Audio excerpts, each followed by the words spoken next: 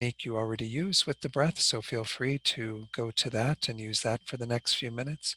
If you need a suggestion, as usual, I suggest working with the area around the nostrils, where we feel the air coming in and out through the nose, and just making that area right in there your focal point and trying to stay there as best as you can.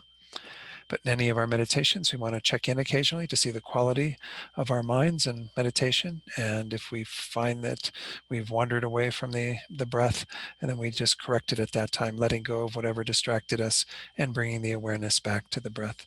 So I'll ring the bell to begin the meditation period. And after a few minutes in silence, I'll lead you in a short reflection to set motivation.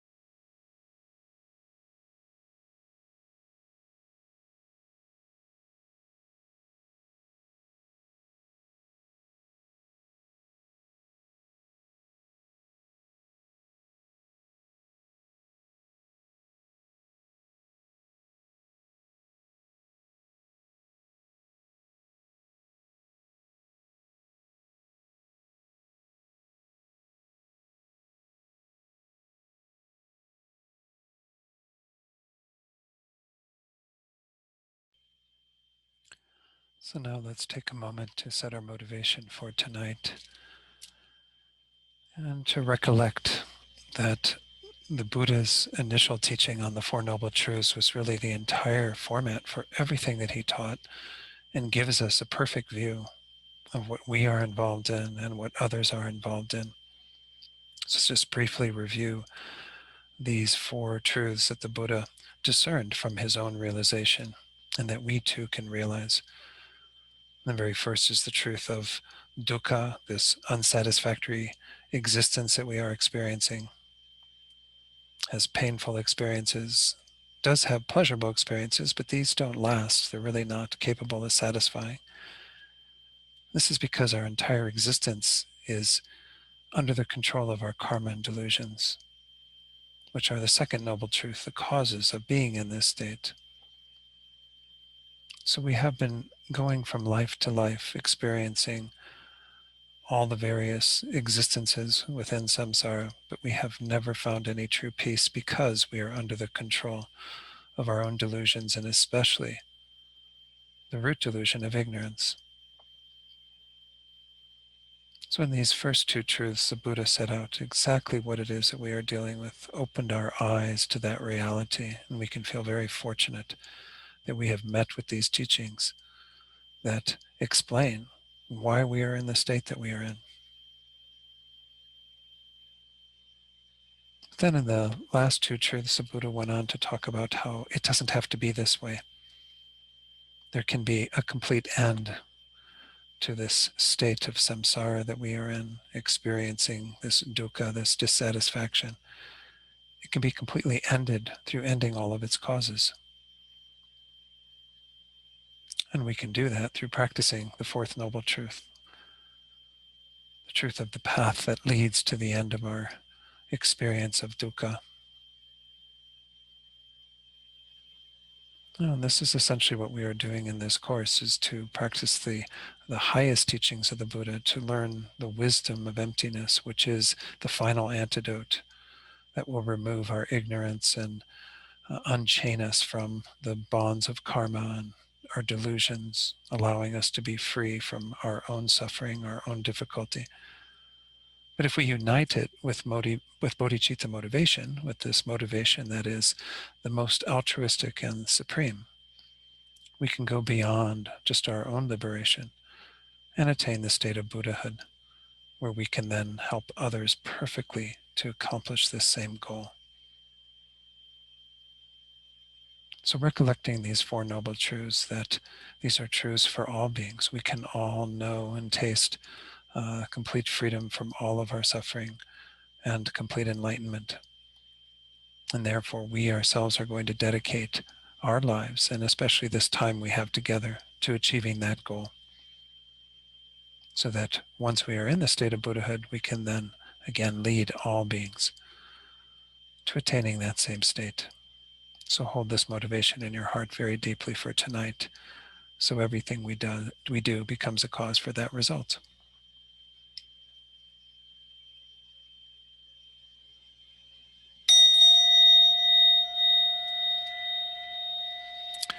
Okay, good. Again, welcome everyone. This is, I think, our fourth class, maybe fifth class. I don't remember anymore. I think, is it the fourth? Yeah, okay, good. Thank you, Doris. Yeah, we were working our way through some verses that, again, are available through the website, the materials. We've made it up to about page 4. There are quite a few verses left, but as I mentioned last week, I think I will be leaving some out here and there, and maybe not commenting on some quite as much as others. Because I do want to make sure we touch on all of these techniques.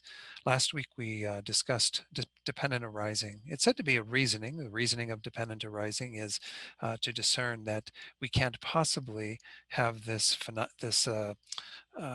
imaginary way of things existing independently if we come to understand their way that they arise dependent upon various factors.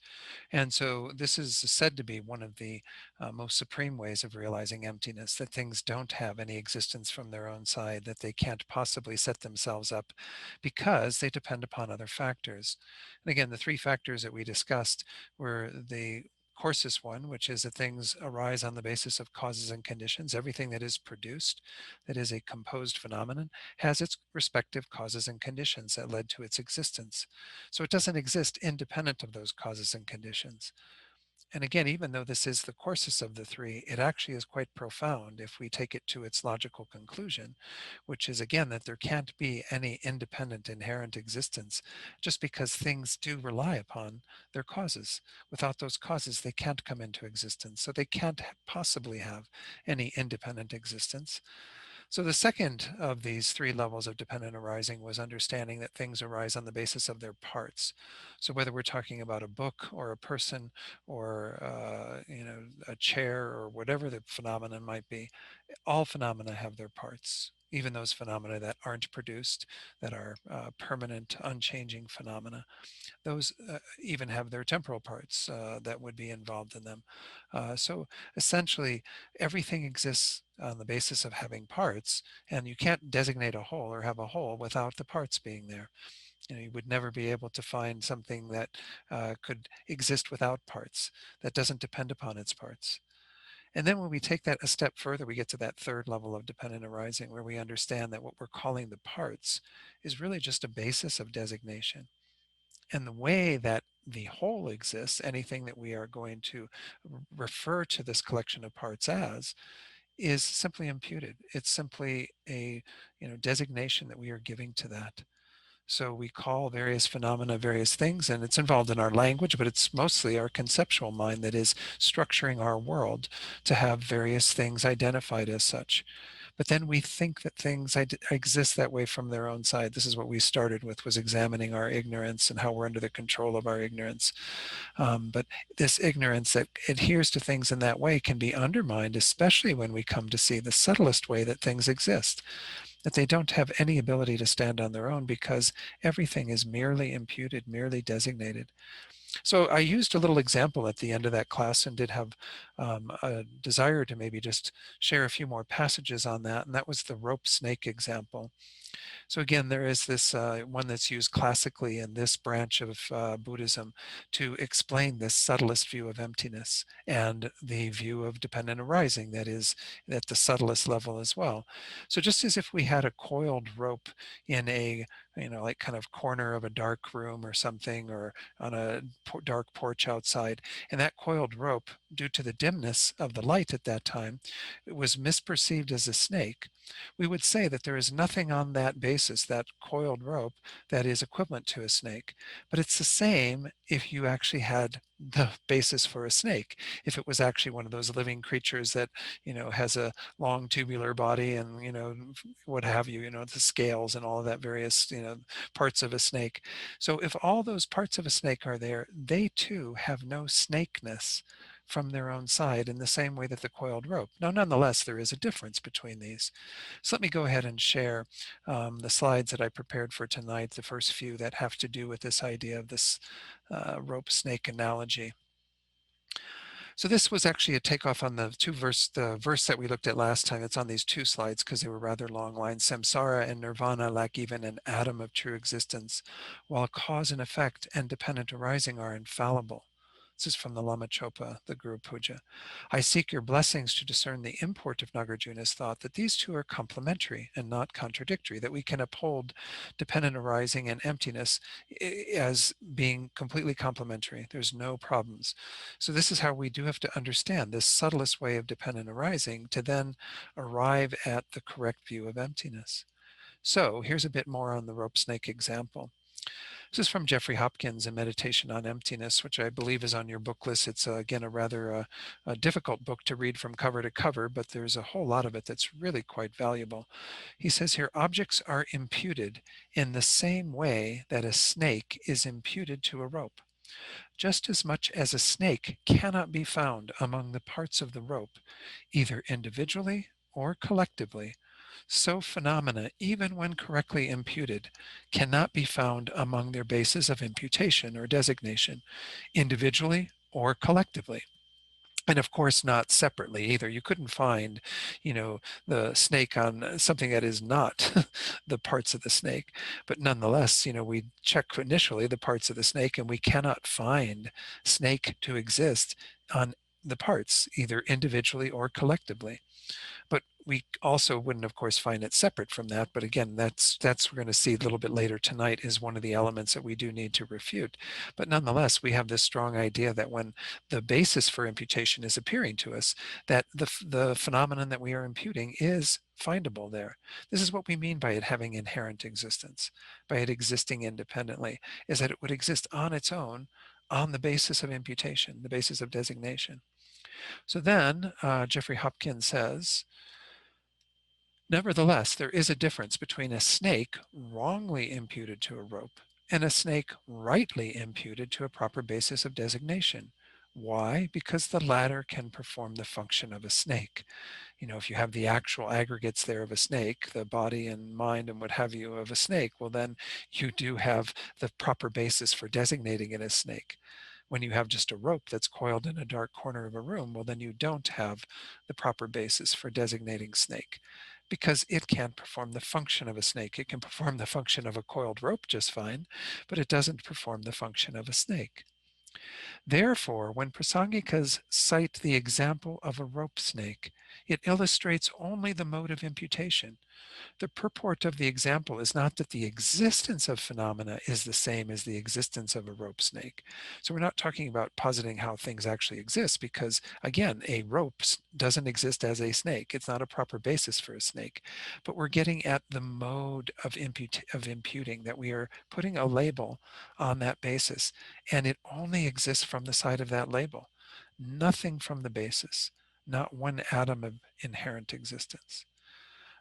Then he says, a rope snake does not exist and cannot perform the functions of a snake, whereas things do exist and create effects within the context of being ultimately unfindable nominalities. And this is a kind of a weird word, nominality, but it's essentially referring to the fact that everything that we posit in the world that exists, all objects of knowledge, all existence, are nominalities. They are only nominally existent. They are named through the force of our designation, designating consciousness, conceptually, verbally. This is how everything exists, but they're ultimately unfindable. You can't find the phenomenon that we are designating to a particular basis. So there is a difference between a rope snake and what we might call a real snake in our, designation. But again, the way we think of as real is so much more than that. Whereas there is simply a merely imputed snake, a basis for snake that we are imputing the label snake onto. So then he goes on to talk about this point that was raised in that verse that I started with tonight on the screen, that verse 108 from the Lama Tsongkhapa. He says, the most difficult point in the Prasangika system is this: the utter unfindability of phenomena in their basis of designation, and yet their ability to perform functions. In other words, to try to bring together emptiness, which is the unfindability, the lack of the phenomenon itself in that independent way in the basis of designation, and yet their functionality, their dependent arising quality, the fact that they come into existence and perform their respective functions. Prasangikas do not deny the bhava, or ngowo in Tibetan, which is defined as that which is able to perform a function. Bhava sometimes is translated as nature. So we do think that things have a nature that is a ability to perform a function, ability to do what they do, to perform the functions of a snake. But even here he points out particularly the function of creating an effect. All those things that are produced, they are effects of other things that came before them, but they themselves become causes for what follows from them. This is the nature of cause and effect, that it doesn't stop at any point. Those things that are effects of previous causes become causes for future effects. However, Prasangika does deny the bhava, which means inherent existence, which we call swabhava, or Rangjin, in the sense of Rangjin Gyupa, which is the Tibetan for inherent existence, meaning the non-dependence of things on their parts, that they have an independent entity, existence that is, apart from the parts, or I'm sorry, that is, they are designated on the parts. They're let me use a different word than designated, because we're going to use designated in a different way in a moment. That it's there inherent within the parts. They're residing within the parts, substantially existent within the parts or on the parts. So they don't depend upon their parts. Rather, they have an ability to exist in some independent way, some inherent way. Also in non-dependence on their basis of designation. So the basis of designation is where we talk about those parts in the light of them being what we designate as a particular phenomenon, such as the parts of a snake that we designate as such. or the consciousness that designates them. Of course, this is the way that everything does get designated. Things don't naturally get designated from any other side. They get designated from a designating consciousness. So they do depend upon their parts, their basis of designation, and the consciousness that designates them. What we're refuting is that they don't depend upon these things, that they have an ability to exist as their own independent entity with their parts, or, somewhere among the parts, among their bases of designation, but independent of those phenomena. That there's some sort of inherent identity there, something that we could point to and say, there it is, it's findable, it's ultimately locatable. So this is the idea behind this svabhava, which many of you hear in various rituals and things, especially when you get into tantric teachings. It's referring to the idea that things would have this non-dependence, this independent existence or inherent existence. Okay, I hope I explained that well enough. But Jeffrey Hopkins goes on to say here, thus, when an emptiness of inherent existence is rightly seen in an object, when we have that correct view and perception of it, understanding of imputed existence is furthered. That when we get that things don't have any ability to stand independently, then we understand further their dependent quality, especially that they depend upon imputation, designation, a designating consciousness. So he says then, as long as these two are seen to be contradictory, that is, as long as a refutation of inherent existence, in other words, an establishment of emptiness, seems to refute the effective existence of phenomena, which would be their dependent arising, then one has not passed beyond the views of those who are non-madhyamikas, those who don't propound the middle way. You are still holding a view that is inferior to that, that is not arriving at that final point of view where emptiness and dependent arising, the refutation of inherent existence, and the effective existence of phenomena, where those can be held together as complementary, not as contradictory. So let me stop there just for a second and make sure that, were there any questions on that in terms of going through that again, this idea that things lack any independent existence, but yet have dependent existence. When you use words like that, it makes complete sense.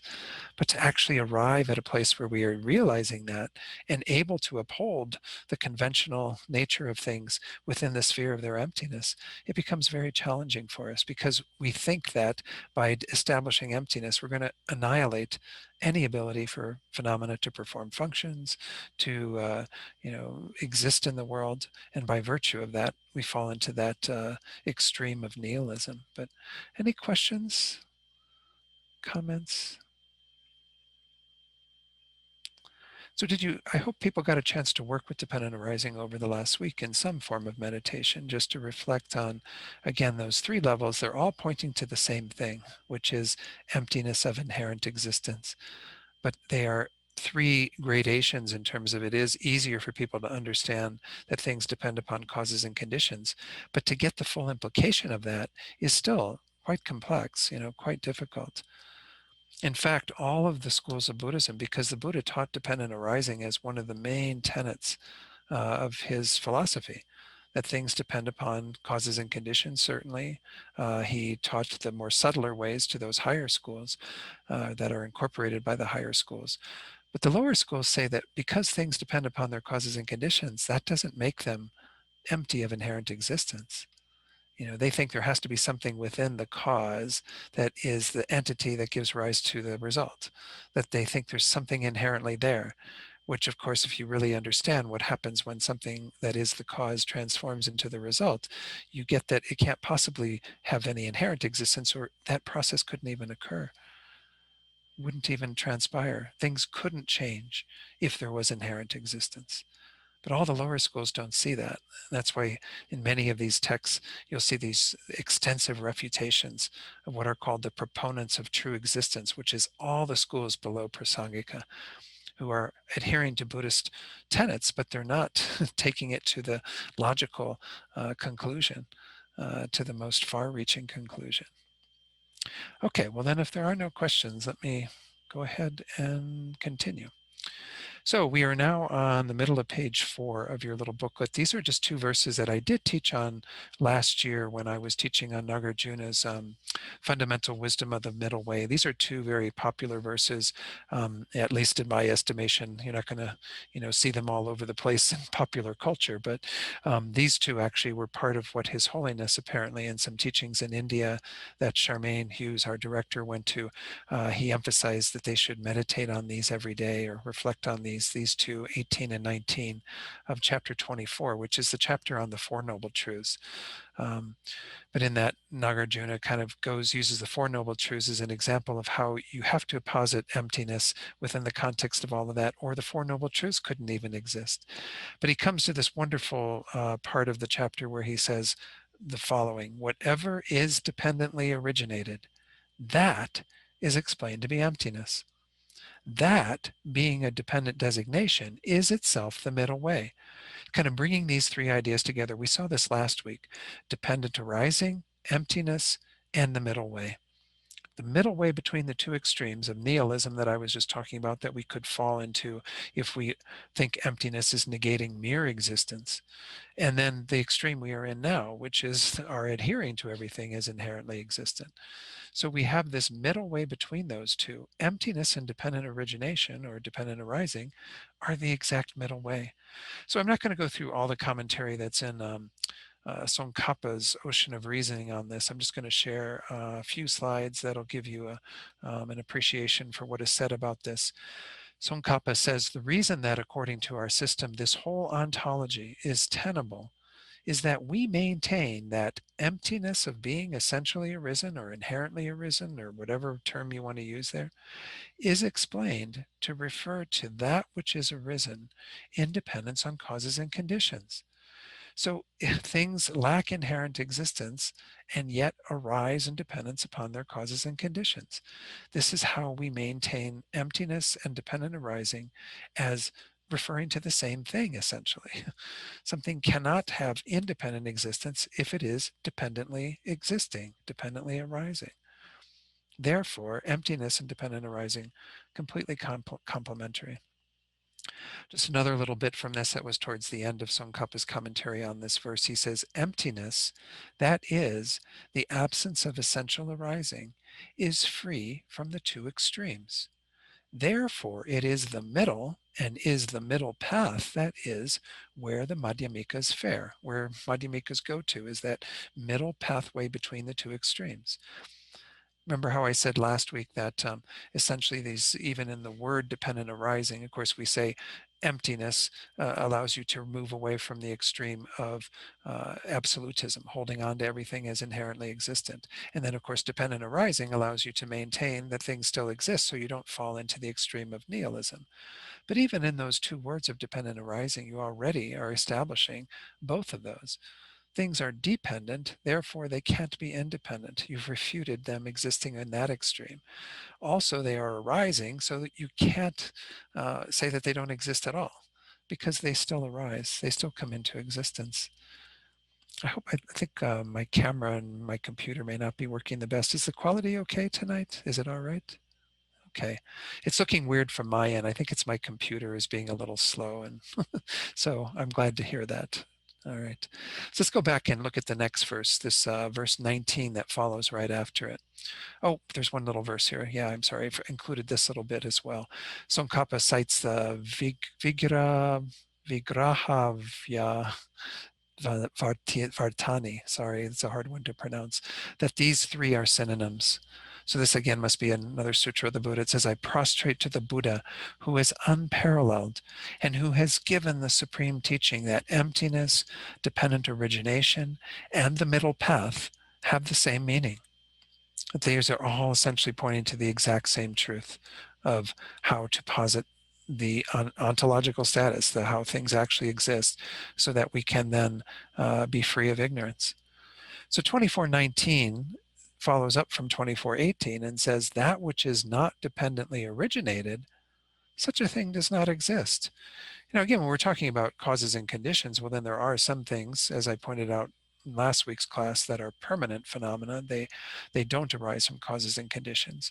They are unchanging, but nonetheless, they are dependent arisings in terms of their parts, as well as in terms of existing through mere designation by a consciousness, mere imputation. So the first two lines are true for all phenomena. That which is not dependently originated, nothing exists that way that is not dependently originated. Therefore, that which is not empty, such a thing also does not exist. Therefore, all phenomena are empty, because everything is a dependent arising, everything is empty of inherent existence.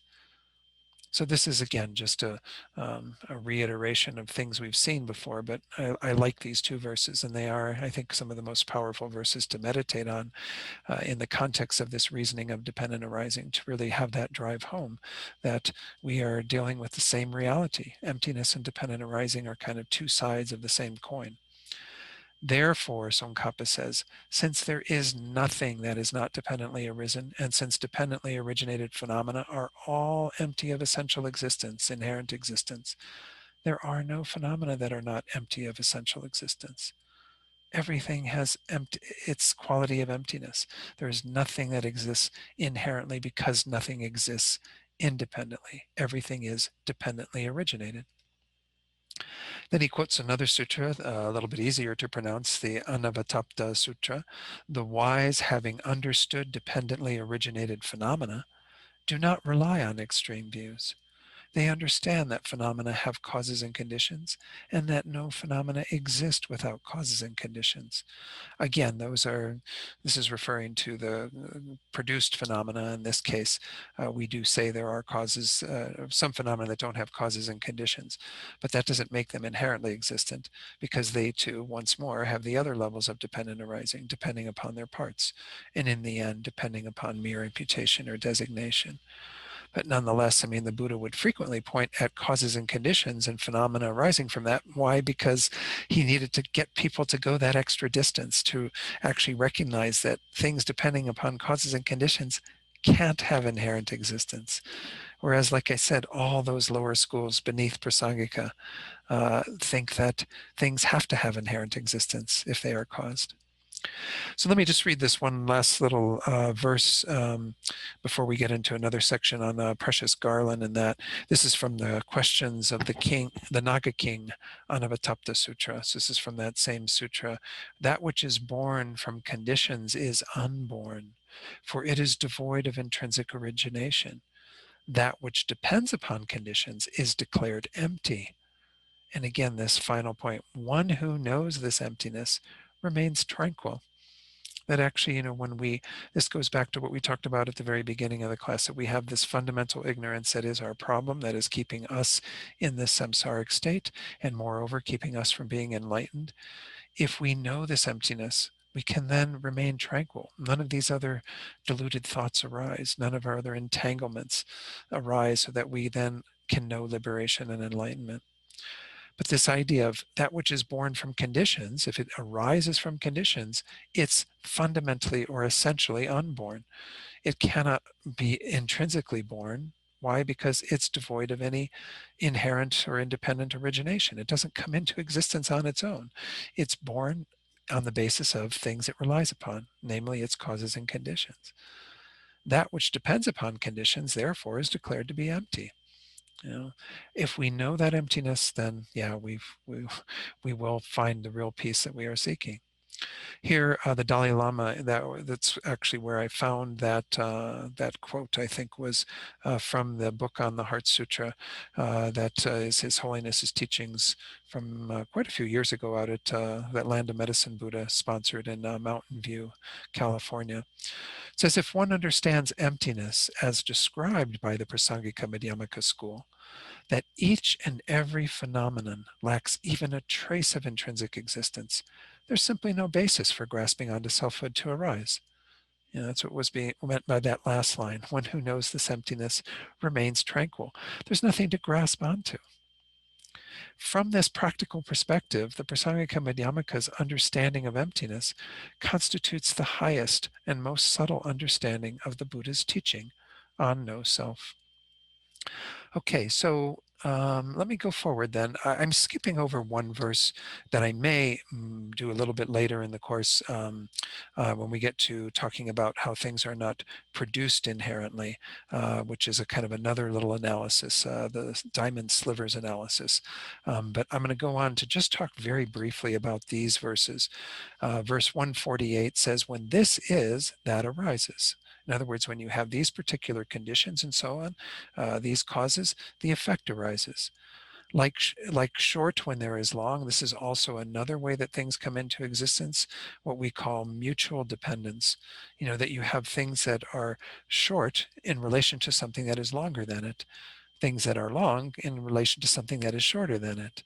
There is no inherent short or long because it's all relative in terms of what is, compared to, what is the point of reference for establishing something as that. So this is kind of the way that there is a sort of mutual dependence on the basis of the fact that you have to have more than one phenomenon in order for it to even be established as such.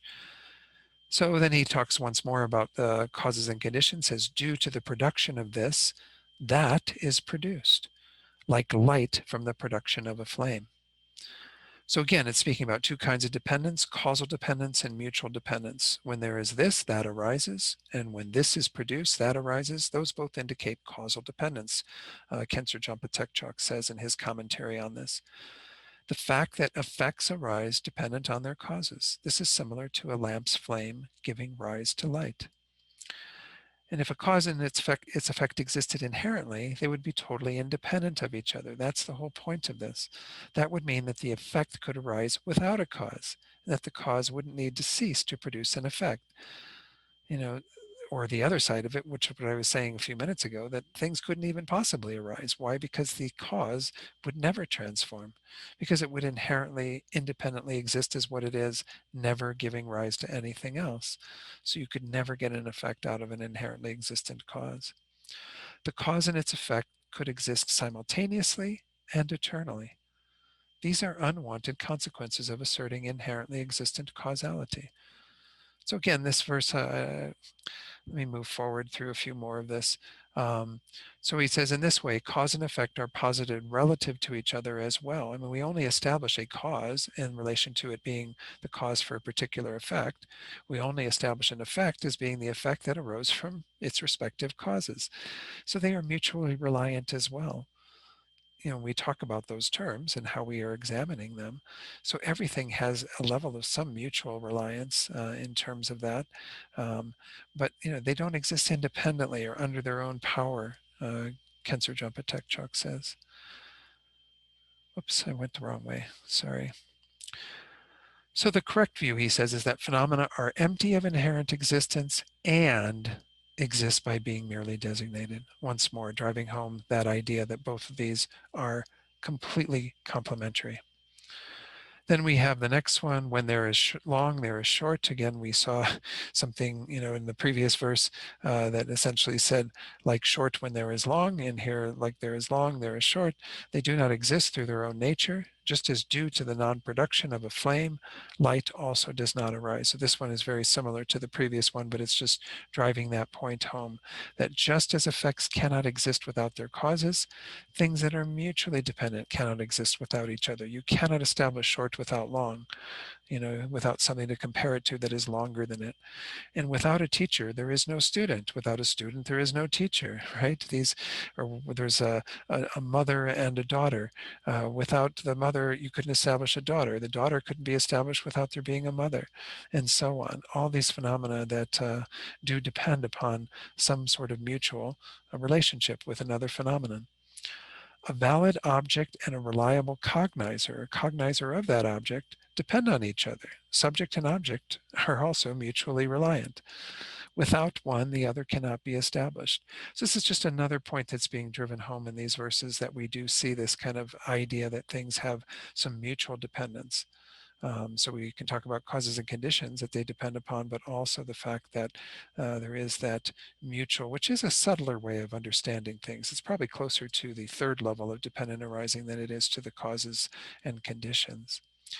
Then we have one verse here that concludes this little bit on precious garland, but I'm adding in actually the next verse of the text that I'll have on the next screen, because Khensur Jampa Tekchok talks about both of these together. So he says, having thus seen that effects arise from causes, one asserts what appears in the conventions of the world and does not accept nihilism.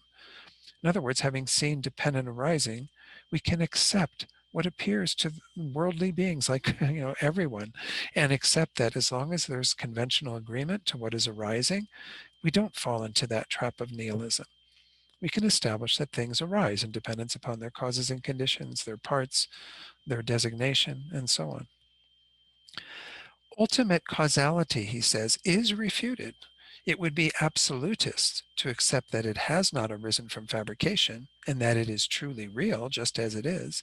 Its ultimate reality is not accepted. So in the previous verse, we were talking about its dependent nature, but its ultimate, finding an ultimately existing, an inherently existing cause or effect would be absolutist. It would force us back into that other extreme, because everything has arisen from some level of fabrication, imputation, and so on. If we thought that things were truly real, that they exist in the way that they appear, that ultimate reality is not accepted. That is what is refuted. So we refute ultimate causality. We accept conventional or relative causality. Therefore, we fall into the middle way. Thus, he says, not relying on the two extremes, one is liberated.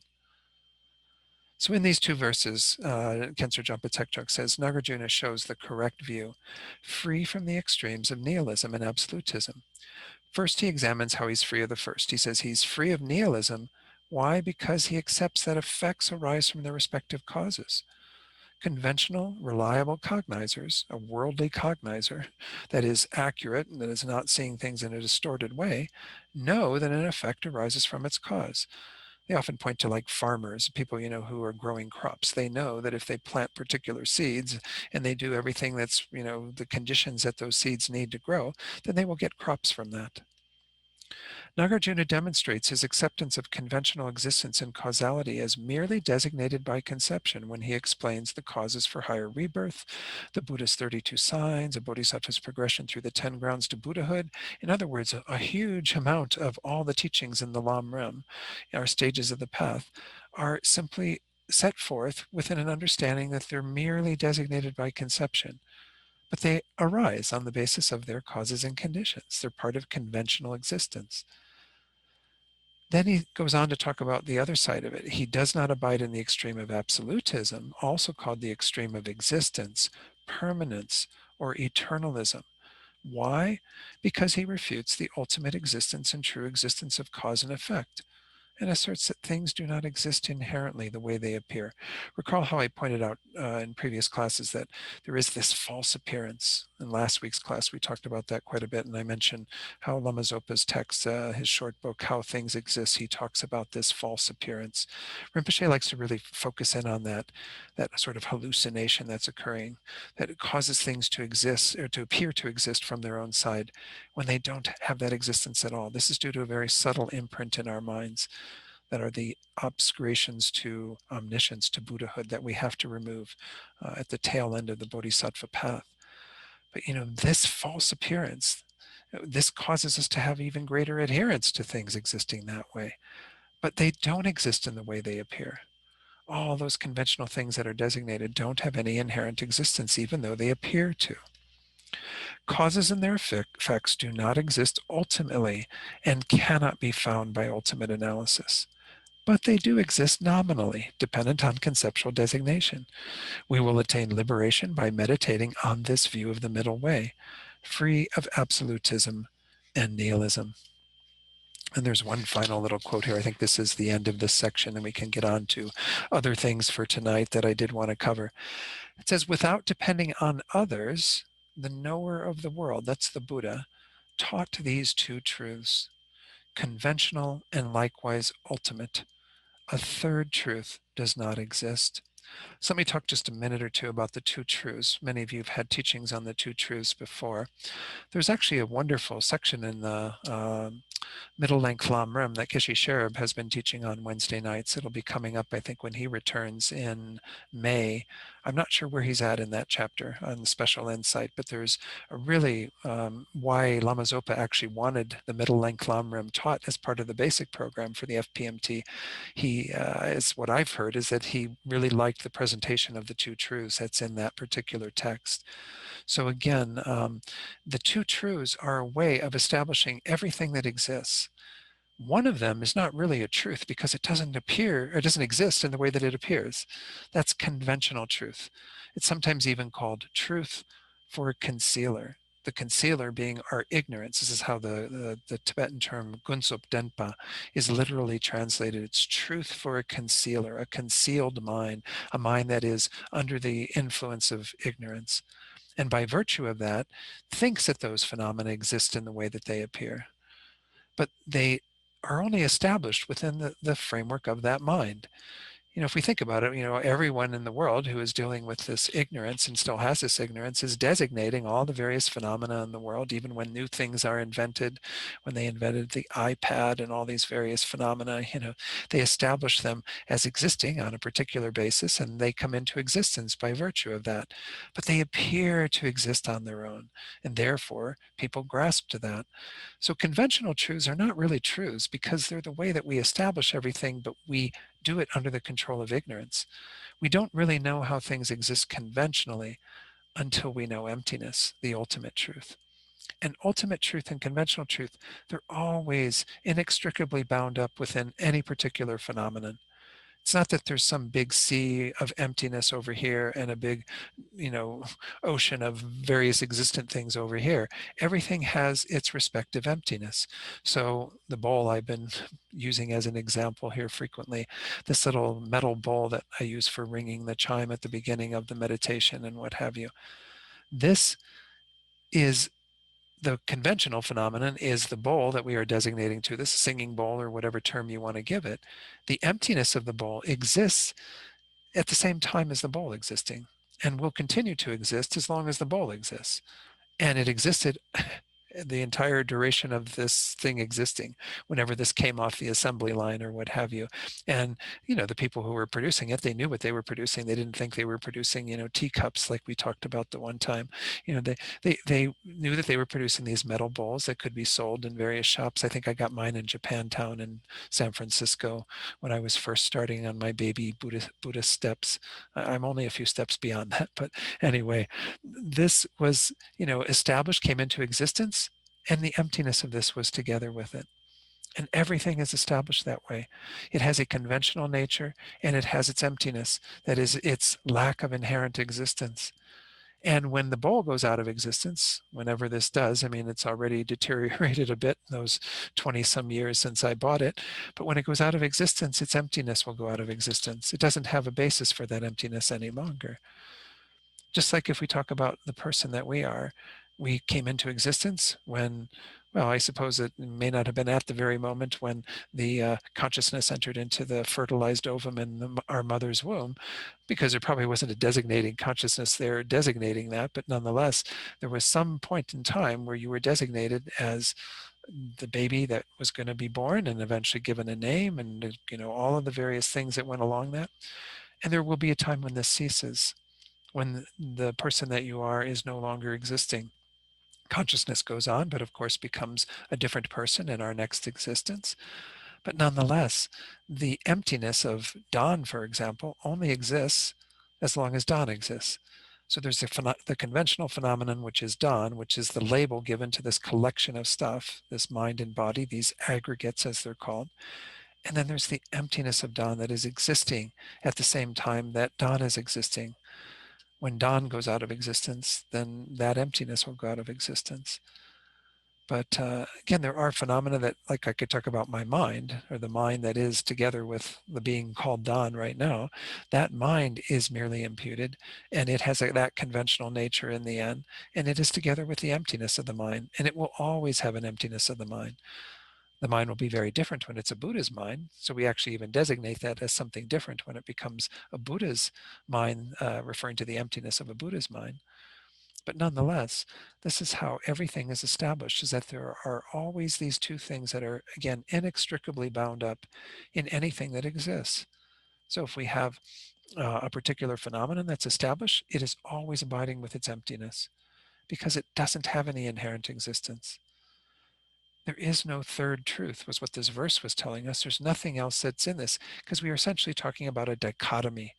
On the hand of conventional phenomena, we have that which is deceptive, that which appears to exist inherently but doesn't. It has a deceptive appearance.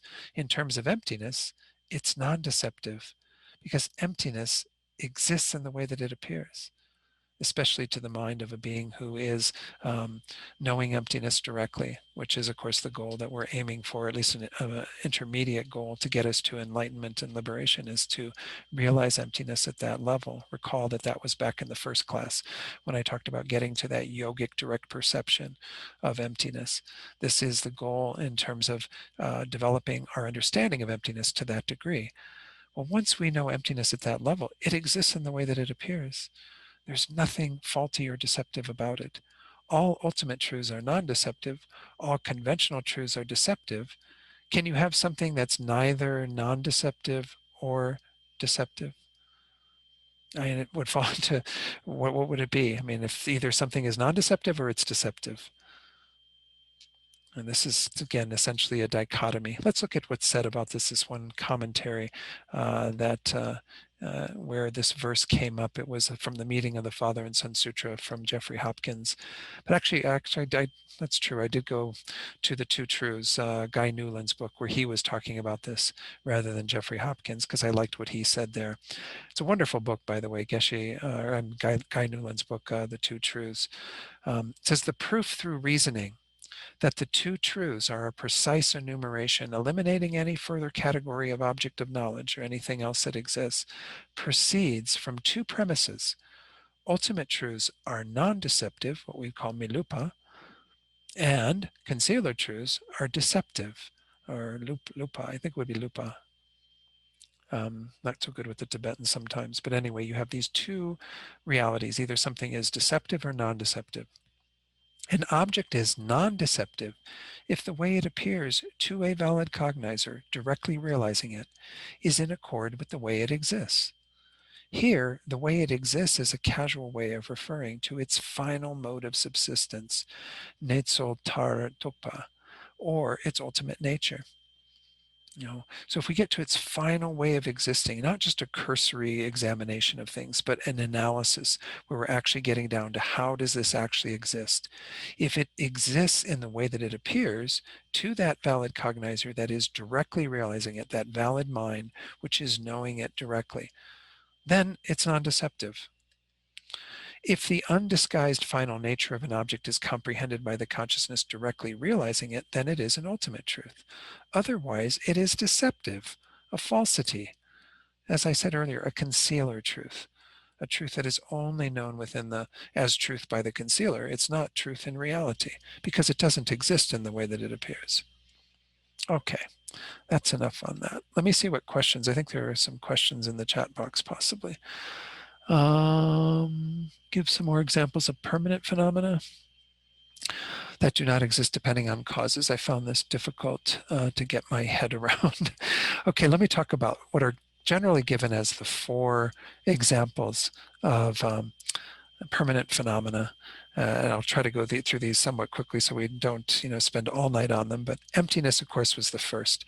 Emptiness is a negation.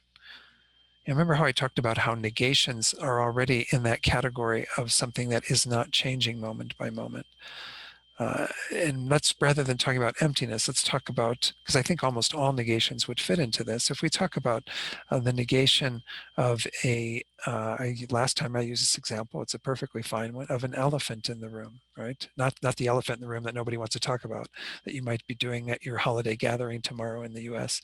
But anyway, the idea of, an actual elephant, that which is suitable to be designated as an elephant, the aggregates of an elephant, the body of an elephant with an elephant mind. That is not in your room right now, right? Does that change moment by moment? As long as there's no elephant in the room, there's no changing of that negation. The negation is the same now as it is to the next moment, as it is to the next moment. It doesn't disintegrate. It doesn't, change in any way.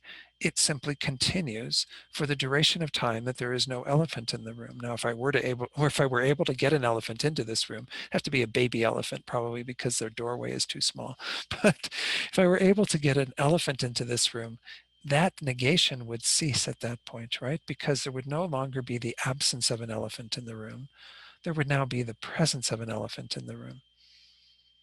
But the fact that it ceases doesn't mean that it changes moment by moment. It just means that it comes into existence and remains the same until it goes out of existence. Because the negation of an elephant in the room immediately goes out of existence the second there's an elephant in the room. So it's the same with any of these negations. So you have emptiness, which is a negation of inherent existence. The fact that dawn lacks inherent existence, this is the same from moment to moment, as long as dawn exists. When dawn goes out of existence, the emptiness of dawn goes out of existence, but that doesn't mean it changes. It just means that it ceases to exist at that point.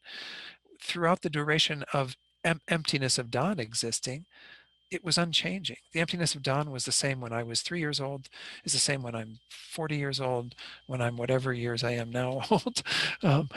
All of those things are, in spite of the fact that dawn is changing through all of that, the emptiness of dawn is a constant.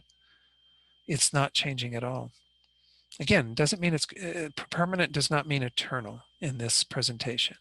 There are some phenomena that are permanent, that are eternal, but some phenomena, again, like the emptiness of dawn, is not eternal. It comes into existence when dawn begins to exist and goes out of existence when dawn ceases to exist. But throughout the duration of its existence, it was unchanging. The second example that's often given of something that is a permanent phenomenon is what we call uncompounded space, meaning, I guess they, again, are referring to, sometimes you can talk about the space inside this bowl, for example, as being kind of composed space, because it is space that is defined by the borders of this bowl. So you could maybe put jelly beans or something into this bowl if you wanted to, and have it, or tea, I guess, or store it within that. So you then would have the space that we are referring to that is a more compounded space that can be changed by virtue of putting something into that space. But uncompounded space is a negation. It is the negation of obstructive contact. In fact, there is uncompounded space in the area that you are sitting right now, because you couldn't sit there if there wasn't an absence of obstructive contact. Absence of obstructive contact is a negation. It is lacking any obstructive contact that allows for phenomena, in a sense, to appear in those various places. But again, it's unchanging. It doesn't change moment by moment, because we're not talking about kind of physical space that we can look out and see or whatever. We're talking about the concept of an absence of obstructive contact that allows for things then to abide in those particular spaces. It's a strange concept. The third and the fourth are both called analytical cessations, but I'm sorry, are called cessations. One is analytical, the other is non-analytical. What is a cessation? A cessation is the end of something for some duration of time. So an analytical cessation is what we're aiming for on the path, through our analysis, to be able to have a cessation of the delusions, for example. When you eventually get to the point where you've achieved liberation, you have removed all of the afflictive obstructions, all of the delusions. Their absence is what we are referring to here. And it's once more a negation or an absence, a cessation of that level of delusion in your mind. It means that it's not changing moment by moment. You simply have the absence of those delusions. Whereas in our minds, we have what we would call non-analytical cessations of the delusions, which are essentially where, due to the fact that I'm in a pleasant environment and pleasant people looking at me on the screen, I have no arising of anger. But that doesn't mean that that cessation of anger is caused through analysis. It just means that the causes and conditions for anger to arise aren't present. So I can talk about that once more being a constant, unchanging factor, as long as I don't have anger arising in my mind. The minute I get up, and go off and do something, and then hear somebody say something to me or do something to me that triggers my anger, and I have the anger arising on the basis of that trigger, well, then I no longer have a cessation of anger, but it's not anything that was caused practice or any form of analysis or deeper work. It was a non-analytical cessation. So a cessation also is a negation. So everything that I can discern that is in the category of permanent phenomena are all things that are sort of a negation or an absence, because those things don't change momentarily. Again, they might come into existence the minute that that's out. Like if I talked about, the absence of me in the room, and then when I leave, there'll be the absence of me that continues until I come back into this room. That absence, again, has a beginning and an end in terms of that duration of time that Don was not in the room. But while Don's not in the room, it's not changing. Because by changing, we mean something that is moment by moment going through a process where something arises, something falls away, something abides perhaps, but it's in this continual, thread of everything evolving and changing. Does that make some sense in terms of these, give a little bit better idea what we mean by permanent phenomena? Maybe I'm giving too much information tonight. This is why it's really useful. I mean, one of the very first, I took one class with Venerable Rabina back in 1996 when I first started studying with FPMT, because I was with another organization prior to finding Venerable Rabina. And I think the very second course, I was just looking back at my notes, they're right here on my desk. But anyway, very second course that I learned with her was from Meditation on Emptiness. There's a whole part of this where they go through kind of Buddhist phenomenology and stuff. It's often taught in the monasteries as collected topics, and you go through starting with the broadest category, which is existence or objects of knowledge, and then you talk about those being divided into those things that are permanent and those that are impermanent, and then you get into further divisions of all of those and so on. It's really an interesting little kind of class that gives you all the terminology to understand these various things that are set out in Buddhism. But so anyway, emptiness is a permanent phenomenon. It doesn't change moment by moment. Okay. I did notice a note from Mary about the background noise. I think I mentioned my computer is being very strange. The fan is on all the time too. I'm hoping it's not my computer going out or something, but I'm sorry about that background noise tonight. But I had it on earlier and I turned it off thinking, well, maybe it just needed to cool down or something. And I turned it on again just before tonight, and it doesn't seem like it's going away. Any other comments or questions before I get back into the material? Yes, Alejandra. The absence of you in the room when you left, was that analytical cessation or non? Well, again, I don't think that it's in the category of any of those four that I pointed out. I'm just saying that those are the four that they usually set out as kind of in meditation on emptiness, for example, when they go through all the various phenomenology of everything for permanent phenomena, they say these are the four divisions of permanent phenomena. But I think there are more permanent phenomena beyond that, which again would be, that which is simply a negation. I don't know. Permanent phenomena are defined at, this is page 215 of Meditation on Emptiness. Permanent phenomena are defined as phenomena that do not disintegrate. Disintegrating phenomena being those which cease every instant due to causes and conditions. In other words, impermanent phenomena would be the opposite of that. The permanent are specified as non-disintegrating phenomena because the non-existent or non-phenomenal are also non-disintegrating. Maybe this is getting to be too many words. That's why Jeffrey Hopkins, it's a nice read in parts, but some parts of it you kind of twist your mind a bit. So a synonym of permanent phenomenon is uncompounded phenomenon. And there are both occasional ones and non-occasional ones. But anyway, he goes on to a little bit more of a description of some of these. Yeah, he says even at the top of 217, permanent phenomena are divided, but not exclusively, into four types. And he goes into the four: space, analytical cessation, non-analytical cessation, and emptiness or suchness. So anyway, you can find that around page 215, following a couple of pages beyond that. So we have a lot of other things that could be included in that. I think anything, again, that's a negation, because as long as you have the thing that is, it's being negated, then as long as that's being negated, it's not changing moment by moment. Whereas the thing itself, like the elephant, is a changing phenomenon. It's produced, it goes through momentary change all the time. But the emptiness of the elephant, or the lack of the elephant in the room, the negation of an elephant in the room, that wouldn't be changing moment by moment.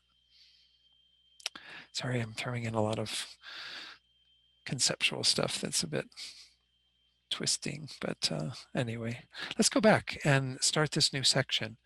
So again, that was kind of to really do an exhaustive, somewhat exhaustive survey of dependent arising and its import as a means of realizing emptiness. And the fact that if we realize dependent arising at the subtlest level, then we will find that middle way that is equivalent to emptiness. That is the path of attaining realizations that will help us to be free from our own suffering and help others to do the same. So that's the key realization, or the key reasoning that we use. Number 3, investigating the self of persons. Now we're going to see here that this and the next point are working with persons versus phenomena. Persons are phenomena. It doesn't mean that a person isn't a phenomenon. It means that we have those things that are persons, which are you and I and every other being that is established as such, as a being, a sentient being. Even a Buddha would be a person, even though they're not no longer a sentient being. We don't include Buddhas in the category of sentient beings because they aren't together with delusions or any obscurations in their mind. So we give them a special status as a being that is a Buddha, an enlightened being, an awakened being, as opposed to a sentient being. But anyway, that's what's all included in the self of persons, the investigation into persons. Phenomena are simply those phenomena that are other than persons. So we're going to have a little explanation of this on the screen shortly. It says there are 2 types of self-grasping then. The self-grasping of persons and the self-grasping of phenomena. According to the Prasangikas, they grasp their respective objects, the person or any person, and any other phenomenon, such as a pot or a tree or an elephant or whatever, as truly or inherently existent. So again, the mode of how something is grasped is the same, whether we're talking about establishing the grasping at a person or the grasping at a cup or a bowl or an elephant or whatever. Those would be, well, actually an elephant would be a person, but anyway, the idea is that those objects are grasped at in the same way that the people are grasped at. And that means that they're grasped as being inherently existent. So Chandrakirti Tekchuk goes on to say the difference between these 2 types of self-grasping is simply the basis of grasping. The I, or the person, or some, being that can be established, or other phenomena. And the one that's, of course, often pointed to, though this, again, is within the continuum of a person, would be the aggregates, the body and mind, and the various components of that are established as the basis for a being. In general, the I or person is also considered a phenomenon, as I just said a few minutes ago.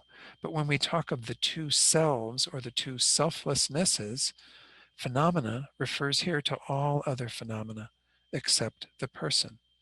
So this is the way that we're delineating these 2.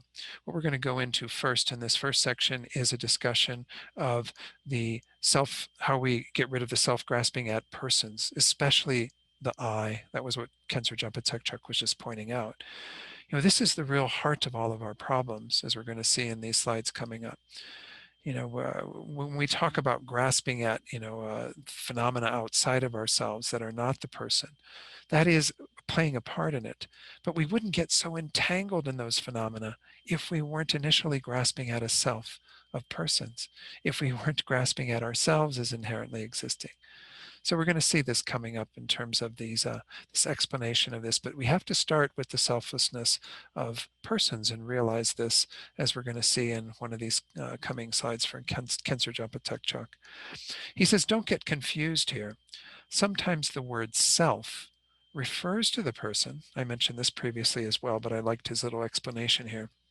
So sometimes self refers to the person, the I, like, examine yourself, search for the inherently existent self. Sometimes we kind of, referring to the person that is seen to be inherently existent, while other times it refers to the inherent existence itself, which is the object of negation that doesn't exist at all. That's why we have terms like selflessness. We don't mean that there is no I at all. We mean that there is no fabricated self, no inherently existent self. So he goes on to explain this a little further. He says that latter is the meaning of self, in other words, referring to inherently existent person or phenomenon, in the term self-grasping, where the term applies to grasping any phenomenon as inherently existent. And it also is the same way that we are talking about self in regard to selflessness, which is the absence of this inherent existence. So again, this is just to clarify these words so that we're clear. So when I say the self, we sometimes use that to refer to the person, the I, the self that is existing. When we use self in terms of self-grasping or selflessness, we're generally referring there to the sense of a self or an identity that we can find within the person as well as any phenomenon that we think inherently resides there. This is the object of negation. Remember how we talked about that previously. This is what we have to refute. The Buddha says if we refute the object of that ignorance, that it thinks that things have that self, that inherently existent identity, well, then we have refuted the ignorance that is based on that. You get rid of your ignorance by refuting the object that the ignorance is clinging to, the self it's grasping at. So this is the idea behind that, is just to make sure that we don't confuse these two. The Buddha never says that there's no self at all, because the self that does exist is a merely imputed self that I think of in regard to me, that causes me to then, I can build up on that and have all this ignorance present, but the essential starting point is a merely imputed self. Whereas this other form of self that we're going to deny, the self-grasping that we need to get rid of through seeing selflessness, that's referring to the inherently existent uh, self, person, phenomena, whatever, doesn't matter what the basis is. It's that sense of a self that exists inherently or intrinsically. So for the Prasangikas, again, who we're studying, self-grasping has the same meaning as true grasping, grasping true existence. Remember how we saw true existence on the list of those hypothetical synonyms for inherent existence. It means the same as grasping inherent existence. It means grasping phenomena to exist from their own side, and so forth. All the various things that we saw on that list. It's the same concept, that things can set themselves up, that they exist from their own side, from their own, by the way of their own characteristics, substantially, and so on. All those various ways that this ignorance is grasping things to exist. I grasping is a type of self-grasping of persons. We don't use this term so much. I threw it in here anyway, but he's essentially referring to the portion of self-grasping that is related to persons, as opposed to, to chairs and bowls and, various other phenomena that are not persons. It grasps our own I or mine as inherently existent, and it is also known as the view of a personal identity. I don't again hear this translation of this so much. Usually it's called the view of the transitory collection, or the view of the perishing aggregates. So we're going to see that coming up in the very next verse. That is the start of this section that is on the top of page 6 of your booklet, where we go into investigating the self of persons. So this is the form of self-grasping when we are grasping at the I or the mind that is ourself, that is this being that we are, as inherently existent. That's what we mean by this particular view. It's just a subset of ignorance.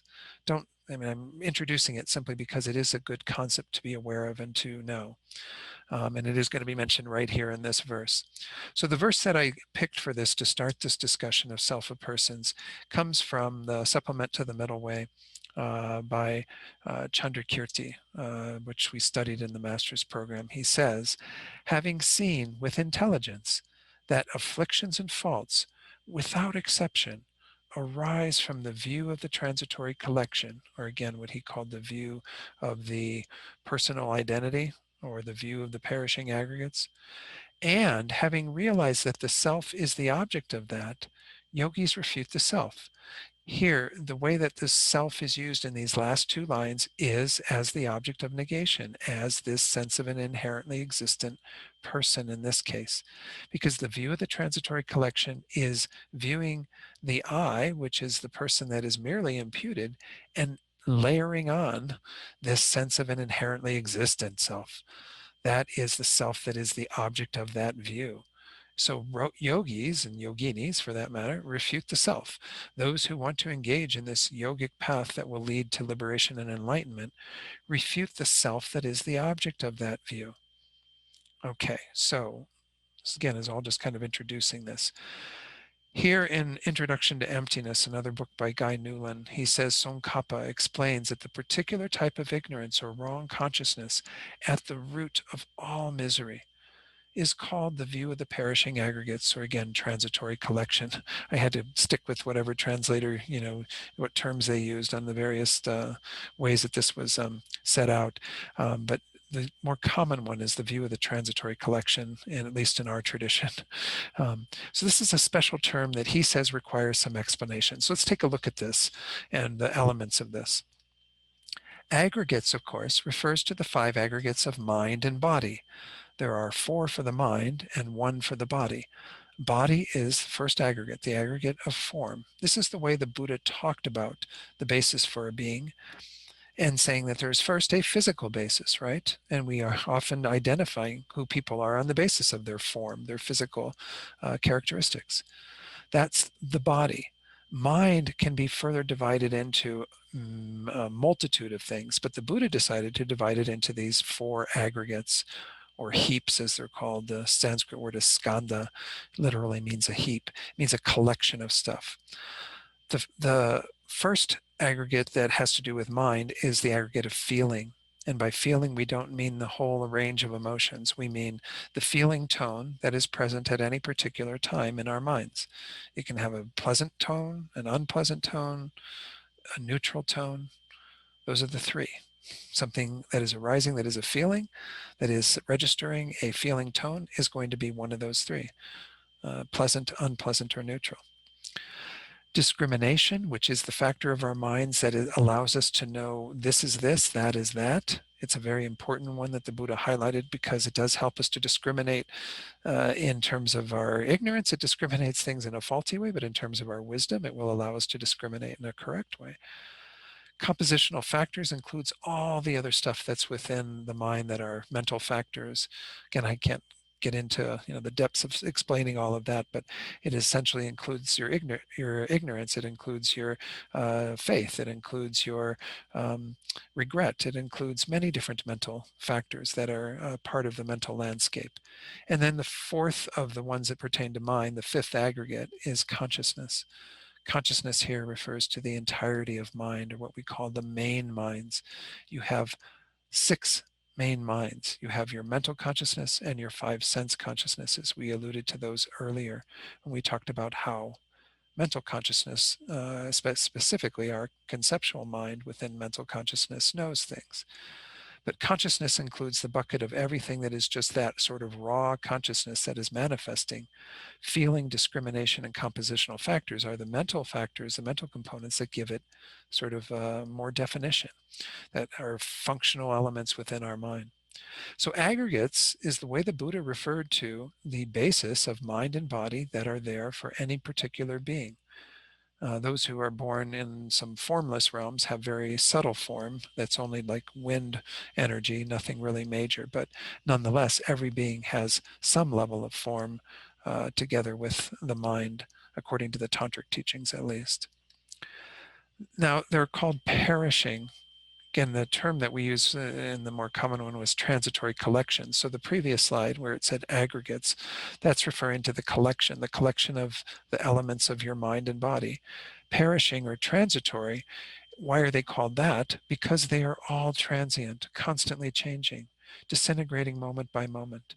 There's nothing durable, nothing enduring among them. In other words, nothing that doesn't change moment by moment, nothing permanent. Rather, the aggregates are something that is constantly in flux, constantly changing. So the view of the perishing aggregates, or the transitory collection, means the view that there is, in relation to these fluctuating elements of my body and mind, an essentially existent person. On the basis of the I that we think of in relation to this body and mind, we think that that exists essentially or intrinsically, inherently, and so on, all those ways that we talked about this fictitious way of existing.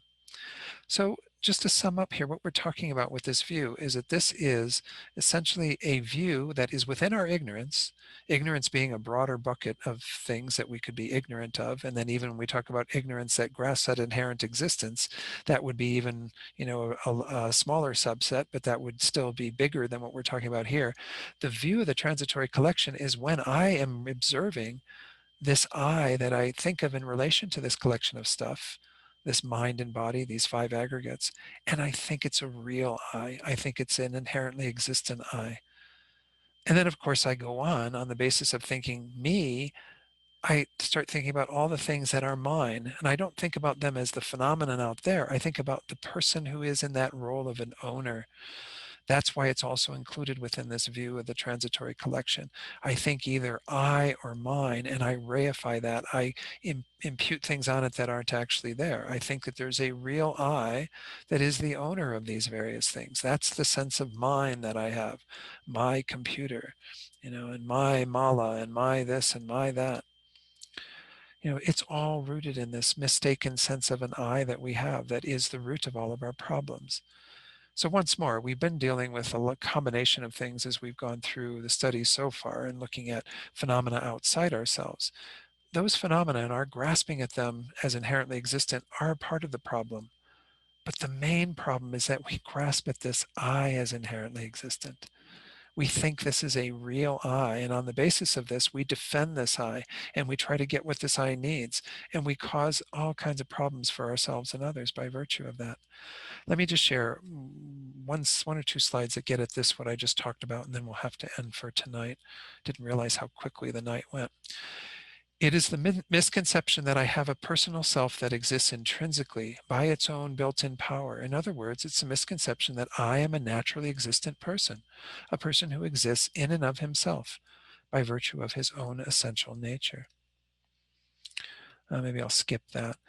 And then we get into the next verse, which again has to do with this idea of an I and mine. Okay, so we'll have to stop there. Again, I was really hoping to get onto the analysis that I wanted you all to work with.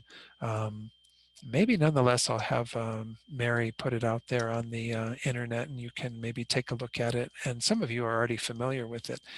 The primary analysis that's used, not that you can use dependent arising, because we can do the same analysis with regard to the I and come to see that the I is merely imputed. It's merely a label on the basis of this collection of stuff, these aggregates. But we also might it might serve us well to actually do the 4-point analysis where we go in and try to find, can there possibly be an inherently existent self that therefore would be findable, would be something that we could ultimately locate and say, that is the person, that is the real person that exists here. If we can't do that, then we are denying that that exists, and therefore we're arriving at emptiness, the lack of that existing. So this is where I want to be taking things, and I'm kind of taking more time than what I thought. Thought I had gotten rid of some of the slides that would drag me down a bit, but nonetheless, it's taking whatever time it needs to take, I suppose. So I will post this, have Mary post this out on the website, and it's called the 4-point analysis. There's already an edition that's done through the Discovering Buddhism program that I'll post out there. And then if I have time, I'll also put together a little list of the points from His Holiness's book that we are studying on Saturdays in the Discovering Buddhism class, because he lays it out really kind of nicely in terms of the points of meditation. So any final questions tonight? Doris, did you have one? I wouldn't even know how to express a question. Oh, I'm sorry. No, it's like I think that I get it, but it's the words Yeah. that they use. Like there's just so many opposites, and I have kind of a dyslexia kicks in, like independent and dependent, and so this is my head exploding with words. Okay. Well, again, yeah, I know it's challenging, and it can be challenging for some of us more than others. And I think, yeah, we just have to, yeah, be patient and, you know, try to work with the terms as best as possible. Um, when I first started studying this stuff, I think I recall, of course, notebooks and things Mm, where I would try to keep track of everything and try to do the best that I could to make sure that I got things in the right box. And then I'd try to review the notes afterwards. And it looks like some of you are taking notes, which is great. Yeah. And then, take a look at the notes and see, are the notes comprehensible? I mean, I would do this with His Holiness frequently too, because I mean, when His Holiness gets going, my God, he's teaching at this like super level, and you're sitting there and you're writing things down. And so what I would find myself frequently doing in His Holiness's teachings is, while he was speaking in Tibetan, I would go back over all my notes and say, can I put this all together? Is this cohesive? Is there structure to this that I can understand? Especially when I look at it years later, will I be able to get something out of those notes? So I think we all have to find kind of what works for us as a process to help us to integrate these teachings. But know that, again, some of the books that I put on the list, especially that one by Geshe Yeshe Topten, I'm sorry, Khenser Jampa Tekchog, that I have quotes from occasionally, called Insight into Emptiness. That's really a good book with all the terminology. And he tends to use the terminology there that I use frequently, what we call Hopkins terminology. Jeffrey Hopkins is sort of the grandfather of a lot of the Gelugpa tradition and the way we use all this terminology. In the master's program, we used Hopkins translation equivalents for a lot of the Tibetans, simply because it was easiest to work with mm, them. But then you get kind of into this tunnel vision where you only see things from that point of view. And when you hear something introduced that is another terminology, you go, oh my gosh, what is he talking about? And mm, that's been a little bit of the challenge, like I said, with these passages I've shared, because almost every translator finds their own word usage for what they want to translate particular terms as. And if I start throwing around the Tibetan, I did a little bit of that tonight because the writers had it in their text, then it gets, you have a single term because everybody refers to the Tibetan the same, but then you still have to mm. translate it into English in our own heads. So there are myriad problems with all of this in terms of getting it into our minds and letting it be able to, yeah, kind of hit home. But just have to find our own way and be patient with it. But I appreciate your hanging in there, Doris, as I do for all of you. I think it's pretty challenging. So was there At this anything? point, it's stopping me from going into the tenants module of the Uh, basic program. mhm. Any advice? Well, I think the tenets module is a really good one in terms of being able to get some of the terminology down, what is being referred to. But I almost feel like there's something that is a missing step in the education of the FPMT. Like I said, this course that I took with Venerable Rabina, she just essentially was teaching off of, essentially it's what I mentioned earlier. It's called collected topics, or dura, in the Tibetan. And this is what the baby monks go through. I mean, not baby quite, but the young monks, when they come and they start learning the teachings, they learn phenomenology and how to talk about phenomena and all these various terms. And then when they get into the heavier philosophical stuff, they already have that grounding. And we don't do that in FPMT so well. People come in and we start throwing around all these terms, and inherent and, independent and dependent and all these various things. And people don't, they kind of scratch their heads and go, what are you talking about? Even the question that John had around permanent phenomena. I mean, if you studied that previously, then you would go, oh yeah, when I say permanent phenomenon, you know exactly what I'm talking about. Whereas in our Mm, culture, we even have a different idea what permanent means. And, so all of this is translating and translating and retranslating. And I don't know, I appreciate all of your uh, observations on all of this. And I think it's being worked on to some degree. I'm actually supposed to be working these days on giving some feedback on a sort of intermediate course that would come between Discovering Buddhism and Basic program, that would help define things a bit more for people so that they don't feel like they're jumping completely into the deep end. When I went off to the master's program, my gosh, I felt lost for quite a few months. I was just like scratching my head and going, am I really in the right place? Is this really where I should be? And once you get around it and you start getting immersed in it and use, the terminology with others as you're going through all of this study, then I think it does start to hit home. But I don't know. I don't have any other better suggestions, but I appreciate your feedback. The tenets course is a complex one, and of course does deal with a lot of different perspectives on what the Buddha taught. So it does become a little confusing from that perspective, because even what I talked about tonight of the two truths, they're defined differently in every single tenet system, and so you don't look at it as a constant. What I said about the two truths tonight is the Prasangika Madhyamika perspective, but not all of the schools will adhere to that, obviously. In fact, none of them do. You end up with a different definition of each of those. So I don't think I'm ready. that's okay. Yeah. We'll figure out a way to do some of this. Yeah, I'm trying to figure out ways to be able to offer some of these basic program courses to folks around the country. We'll see if that happens next year, but I am already doing a few here and there. But anyway, I can talk about that later. Thank you for your comments, Doris.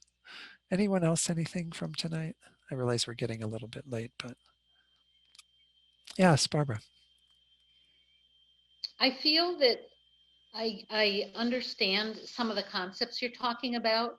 Mhm. Like I have been really focusing on trying to find the I, Mm, and I don't find it, but clearly I'm missing something. mhm. It's like Rabina says, the penny hasn't dropped. Yeah. I Yeah. understand the words, but I clearly don't get it. Yeah. Yeah. Yeah, and I think there Does is that make again, sense? yeah, it makes sense, and I think we can get it kind of intellectually. I think that what I was planning to go through tonight that I didn't quite get to is going to get at a little bit of this, which is again, there's this 4-point analysis, which again we'll have a meditation posted that you can already begin to look at and get familiar with. But the very first point is we have to really be clear about what it is that we're negating. Because even in the language you use, Barbara, you were saying, looking for the I, but it's not just the I. We have to make sure we're looking for what is the mistake we're making in relation to that I. Because this is this idea again that there is the conventionally existent I, which is merely imputed. And then there's all the layered stuff that we're putting on top of it, which is the reification, the exaggeration, the superimposition. This is what needs to be negated, and leaving behind the I that is merely imputed, that has only nominal existence, and therefore is also unfindable. But if we don't do the finding correctly, or the non-finding correctly, the being analyzing and looking for it, then we may think, well, we just found that the I is merely imputed, but we haven't really gotten the import of what it's negating, what it's really getting rid of. And that's why Rinpoche uses the real I, why he likes to use that little 4-letter word of real, is because that's how we think of reality. We are so immersed in it that it's very hard to separate that out from what is merely imputed. So we have to get a very clear view of what this is that we're negating. They often say that of those 4 steps, if we actually get that correct, the very first step correct, the other ones fall into place very easily, because we've actually hit the nail on the head. We actually have gotten to that place where we've discerned what it is that is causing us to suffer, what it is that is causing us to be caught up in this, fiction that we are engaged in. So this is the tough part. So we'll get into that a little bit next week, but still don't expect or have this expectation that everything is going to fall into place. The penny's going to drop, next week. Maybe it will, but nonetheless, this is the challenge that we all face, is to really clearly delineate that. That's why, like I mentioned last week, I think it was last week, Lama Tsongkhapa spends like huge chapters of his Lamrim Chenmo talking about the fact that if we haven't made the object of negation big enough, we've still left something that we haven't negated. But if we make it too big, then we of course fall into that nihilistic bent. So we have to find this exact middle way between those two, the exact thing that we need to negate. And that's the toughest part. So, okay. So there too, be patient, and just keep working with it, because I'm not there yet either, but I think I'm feeling more and more of it. And I think John wasn't it you, John, last week that was mentioning, the times when you're able to kind of get to some place where if you're holding that awareness in the midst of something, that it does diminish that strong sense of me being so invested in everything and what's going on.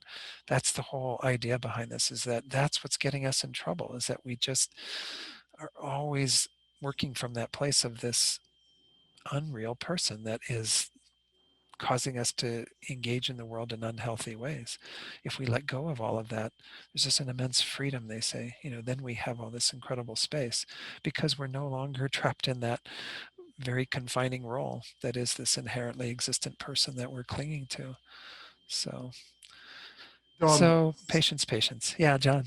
I was just going to, I tried an experiment at work once Uh-huh. and asked all of my colleagues to start really criticizing me, right? Just like in a set, and throw up all these things that they thought about me, and hoping then to see clearly this I that arises trying to defend itself, or it's embarrassed, or it was quite enlightening. Anyway, I had one guy really gave it to me, and then I started to feel, oh wow, that wasn't very nice, But I got this sense really of myself, like this the self you were saying that's to be, that doesn't really exist, coming up pretty well, under criticism.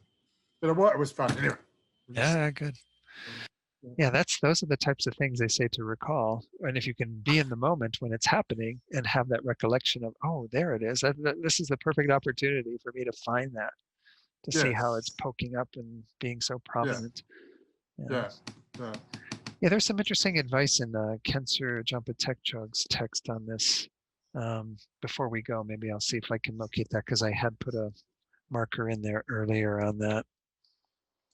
It's where he gets into his whole first step. Yeah, maybe I'm going to waste time trying to find it. It may even be in the other book, The Practical Ethics and Profound Emptiness. Anyway, I'll try to find that and maybe, again, try to get that out there for you as well. Okay, I think we need to conclude. We're already almost to 8:30 here in New Mexico. So let's say the prayers. Thank you, Mary, for putting those on screen, and recall again our motivation of bodhicitta we've had for these last 2 hours. We're now going to dedicate in line with that motivation so that we get the best possible results of our time together. Due to the merits of these virtuous actions, may I quickly attain the state of a Guru Buddha and lead all living beings without exception into that enlightened state. And then recalling bodhicitta and making this far-reaching wish that this develop deeply in our own hearts and in the hearts of all beings. May the supreme jewel bodhicitta that has not arisen arise and grow, and may that which has arisen not diminish, but increase more and more. And then we dedicate for the good health and long lives of our teachers, starting with His Holiness, the wish-granting, wish-fulfilling jewel, source of every single benefit and happiness in this world. To the incomparably kind Tenzin Gyatso, I beseech, may all your holy wishes be spontaneously fulfilled. And then Lama Zopa Rinpoche, you who uphold the subduer's moral way, who serve as the bountiful bearer of all, sustaining, preserving, and spreading Manjuna's victorious doctrine, who masterfully accomplish magnificent prayers honoring the three jewels, Savior of myself and others, your disciples, please, please live long. And then finally for Osohita Lama Yeshe's reincarnation. Venerable One, to you whose kindness exceeds that of all the conquerors for those wanderers in far-off places, especially the West, mindful of your loving concern for us in intentionally descending again into a family of a far distant land, we make this request. O Lama, please, please live long. And we also dedicate for the good health and long lives of all of our other spiritual teachers. And then also share this positive energy with all those that you're holding in your heart, sending it out to whoever it is that you know that is experiencing obstacles or illness. Maybe you know those who are dying or who have died, whoever it is that you're holding in your heart. Think that they receive all of these blessings, all of the power of what we've done, that they're free of their suffering and difficulty, and that they find all the causes that lead to perfect peace and happiness. And may all beings find true happiness through what we've done here tonight, or today, as it is in Australia. So thank you all so much. And again, we've got the Thanksgiving holiday tomorrow, so I hope you all have a very peaceful and safe holiday. And I will see you all shortly, and certainly, hopefully, next Wednesday. I'll kind of organize my thoughts. I think I'm at the point where I've only got so many classes left. I need to figure out exactly what I'm going to do in each class a bit more, and then move it forward so that we can at least cover the main points here of these various meditations. So do look out on the website in the next couple of days, and there hopefully will be a meditation on the four-point analysis, it's called. And you can read that and see what you think about it. And some of you may already be working with it, so you may already have some familiarity. So, all right, thank you all very much. Blessings to you. Thank you, Gen